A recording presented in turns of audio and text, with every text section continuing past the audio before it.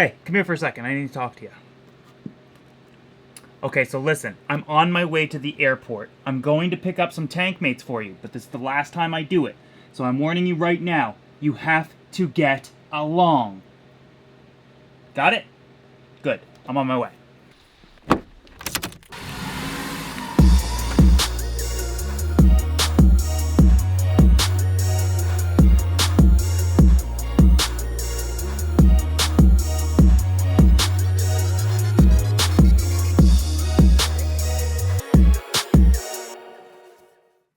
Before I show you what I got, it's more important to talk about why I got it. Now, this guy has had tank mates in the past, but the bigger he gets, the more aggressive he's gotten. He won't allow anything to go in any tank with him. However, you guys know that I've recently built the 375-gallon system, and he's being moved over into it. I'm hoping that the move and the change will be enough to kind of mix things up for him and accept new tank mates. It's not going to be that simple, though. First and foremost, I've had this guy for a few years, and we've been through a lot together. I actually like him a lot. Plus, he's an Asian arowana, which means he's a really expensive fish. So obviously I can't have tank mates that are going to attack him or potentially put him at risk. So what can I have? Well, I do want tank mates for this tank, but I'm not going to have tank mates just to have them. I actually have to like them as well. The second thing I'm looking for is they have to be able to take a beating and bounce right back. Because I fear that when they're first added together, the arowana will go after them.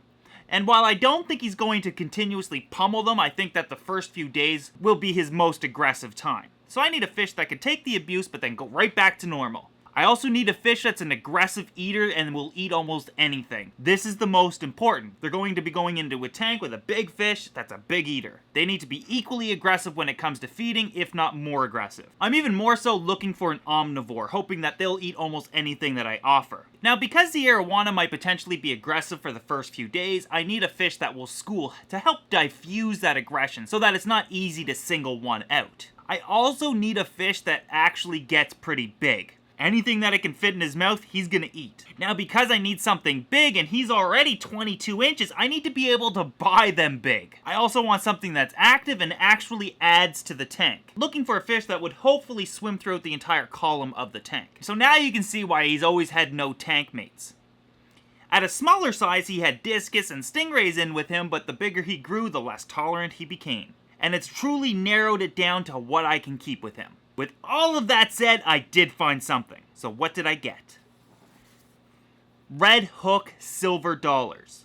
Now, silver dollars are an extremely popular fish within the hobby, but these are wild-caught red hooks. What that means is that these guys get really, really big and display a lot more color than your common silver dollar would. These guys are like a miniature pacu. They get huge, getting to about 12 inches. Now, truth be told, I've always wanted to keep these guys, but they're just not that common.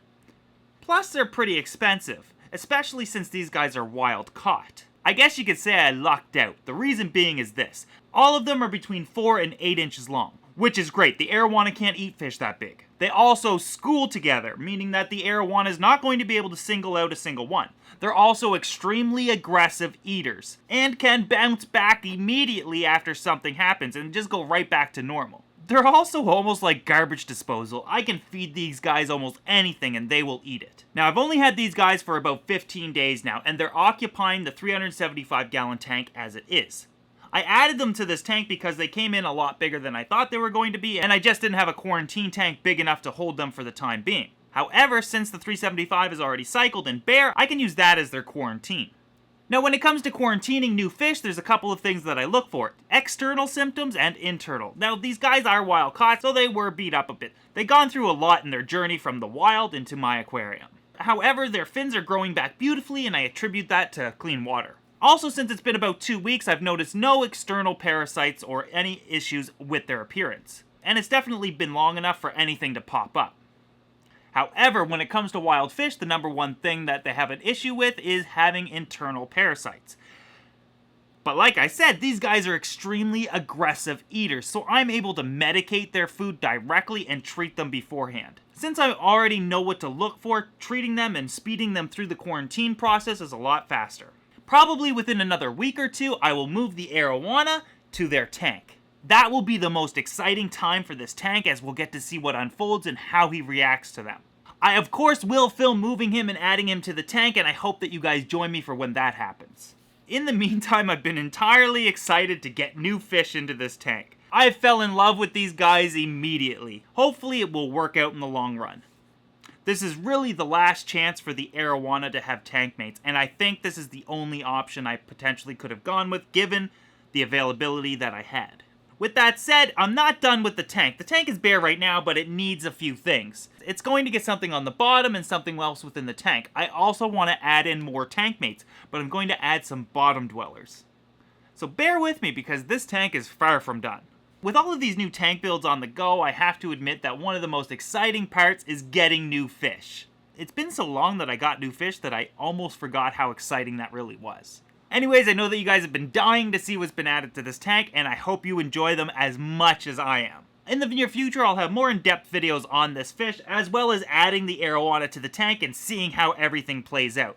So if you're not subscribed to this channel yet, I highly suggest you do if you don't want to miss any of that. Anyways, I hope that you guys enjoyed today's video, but I guarantee you didn't enjoy it as much as I enjoyed getting these new fish.